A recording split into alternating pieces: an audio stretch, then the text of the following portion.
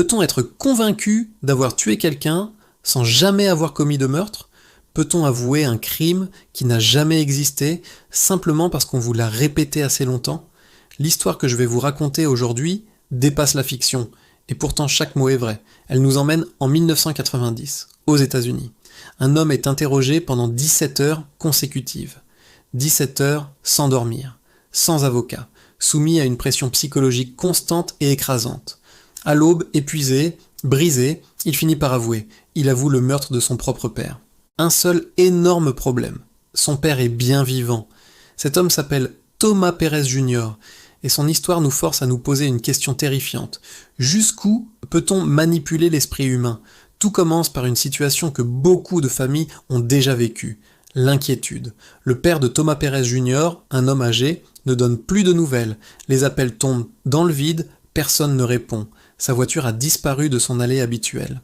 Les jours passent et le silence devient pesant. La famille, de plus en plus anxieuse, contacte la police. Une enquête pour disparition inquiétante est ouverte. Les policiers commencent à interroger l'entourage, à chercher des indices. Et très vite, un soupçon, encore fragile mais bien présent, se dessine dans l'esprit des enquêteurs.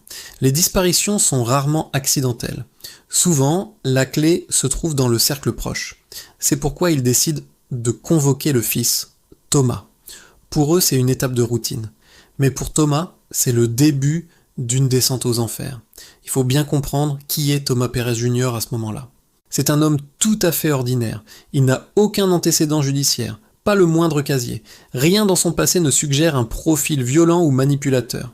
C'est un citoyen lambda, un fils qui s'inquiète pour son père. Quand il reçoit la convocation, il y répond sans la moindre appréhension.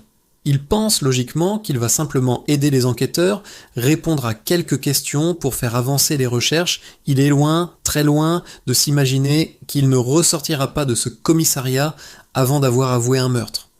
La porte de la salle d'interrogatoire se referme derrière lui. La pièce est petite, sans fenêtre, éclairée par la lumière crue d'un néon. Au début, l'ambiance est calme, presque cordiale. Les policiers posent des questions basiques sur son père, sur leurs relations, sur les derniers contacts qu'ils ont eus. Thomas répond sincèrement.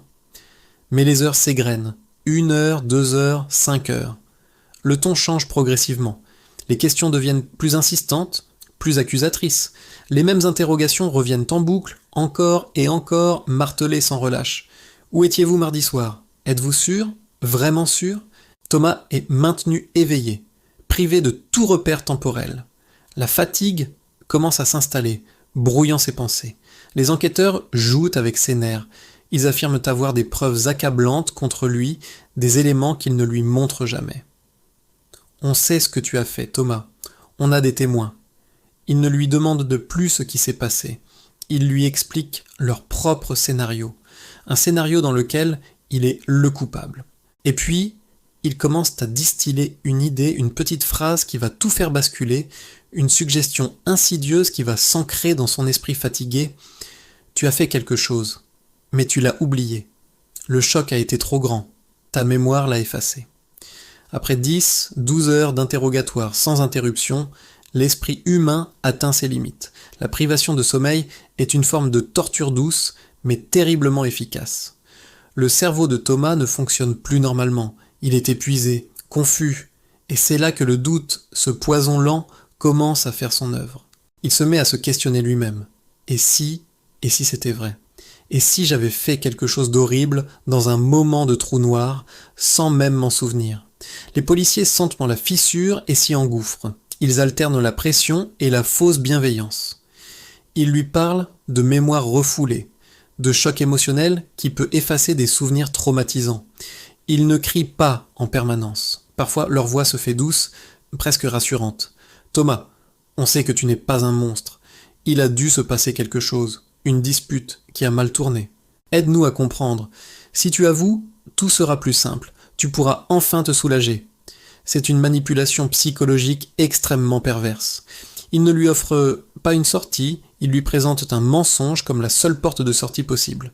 Et dans son état de vulnérabilité extrême, Thomas commence à considérer cette porte. Le doute s'installe, silencieusement, profondément.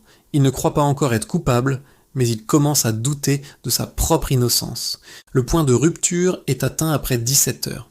17 heures d'un combat inégal contre la fatigue, la confusion et la suggestion. Thomas Pérez Jr. est à bout, physiquement, mentalement, émotionnellement. Il n'a plus la force de se battre, plus la lucidité pour distinguer le vrai du faux. Il veut juste que ça s'arrête, que le bruit des questions cesse, que la lumière crue s'éteigne, que le silence revienne. Alors, il cède. Les enquêteurs lui présentent une feuille de papier, une confession déjà rédigée, qui détaille le crime qu'il est censé avoir commis. Il la lit à peine. Il prend le stylo et il signe. Il signe un document où il affirme avoir tué son père. Il ne le fait pas avec conviction. Il n'a aucun souvenir précis, aucun détail clair à fournir de lui-même. Ses aveux sont vagues, remplis des éléments que les policiers lui ont suggérés pendant des heures. Mais peu importe. Il a écrit oui, il a signé. À cet instant précis, pour les enquêteurs, l'affaire est bouclée. Ils ont ce qu'ils voulaient depuis le début. Un coupable, une confession. Le soulagement des policiers est de courte durée.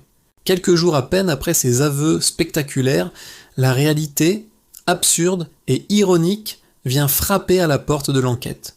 Le père de Thomas est retrouvé.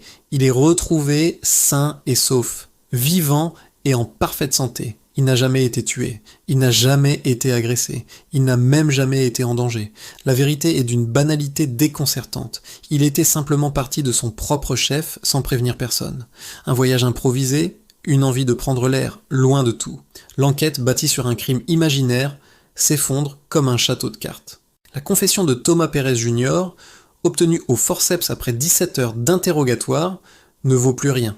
Elle devient la preuve non pas d'un meurtre, mais d'une terrible erreur judiciaire et d'une manipulation psychologique effrayante. Thomas est immédiatement libéré. Mais au-delà du soulagement, une question fondamentale et dérangeante demeure. Comment un homme innocent a-t-il pu s'accuser d'un crime qu'il n'a pas commis? Un crime qui n'a même jamais eu lieu. Le cas de Thomas Pérez Jr. a été étudié par de nombreux psychologues et experts juridiques. Leur conclusion est unanime et fait froid dans le dos. N'importe qui, ou presque, placé dans les mêmes conditions, pourrait finir par avouer. Le mécanisme repose sur une combinaison de facteurs redoutables. D'abord, la pression psychologique intense et prolongée qui épuise les défenses mentales. Ensuite, la privation de sommeil qui altère le jugement et la capacité à raisonner logiquement.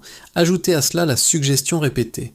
En martelant une idée, même fausse, on peut finir par la faire accepter par un esprit fatigué. Enfin, il y a le poids de l'autorité. Face à des policiers qui affirment détenir la vérité, il devient de plus en plus difficile de maintenir sa propre version des faits. Dans cet état de vulnérabilité extrême, le cerveau humain cherche désespérément une issue, une façon de mettre fin à la souffrance.